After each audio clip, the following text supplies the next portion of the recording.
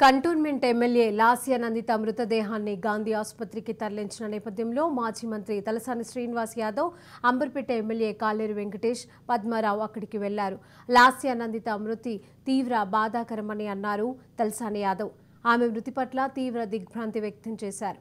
మాజీ deputy speaker Teegulla Padmarao Lasya Nanditha మృతిపై దిగ్భ్రాంతి వ్యక్తం చేశారు. లాస్య మృతి తీవ్ర బాధాకరమని అన్నారు. చిన్న వయసులోనే నందితను కోల్పోవడం విచారకరమని పేర్కొన్నారు. సాయన్న కుమార్తెగా లాస్య నందిత ప్రజల్లో ముద్ర వేసుకున్నారని పద్మారావు గౌడ్ పేర్కొన్నారు.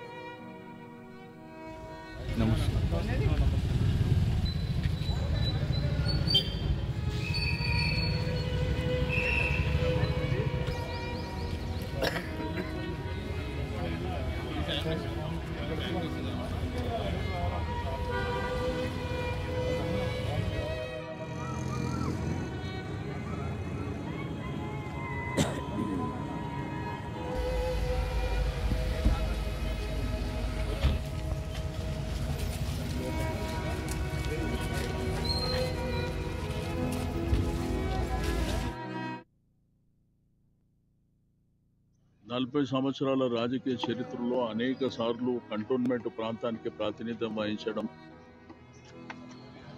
ఆయన లాస్ట్ టైం ఆరోగ్యరీత్యా పోయిన సంవత్సరం మరణించినటువంటిది. ఇప్పటికి సంవత్సరం 3 రోజులే అవుతుంది. మొన్ననే వారి యొక్క వర్ధంతి కూడా చేపట్టడం జరిగింది. బట్ ఆ రోజుల్లో ఉన్న పరిస్థితుల్లో మరి మా పార్టీ అధ్యక్షుల వారు కేసీఆర్ గారు వారి కుటుంబానికి టికెట్ ఇవ్వాలన్నటువంటి ఉద్దేశంతోనే అమ్మాయికి టికెట్ ఇవ్వడం, అమ్మాయి కూడా మంచి మెజారిటీతో గెలవడం. అంటే కంటోన్మెంట్ ప్రజలు ఆ కుటుంబాన్ని, అక్కడ ఉన్నటువంటి కార్యకర్తలు ఆ కుటుంబాన్ని ఏ విధంగా గౌరవిస్తారో మనం చూసినాం. బట్ ఉదయం ఇటువంటి సంఘటన జరగడం, చిన్న వయసు అమ్మాయి, ఎంతో భవిష్యత్తు ఉంది. భవిష్యత్తులో మరి ప్రజలకు కానివ్వండి విశేషమైనటువంటి సేవలు అందించేటువంటి అవకాశం.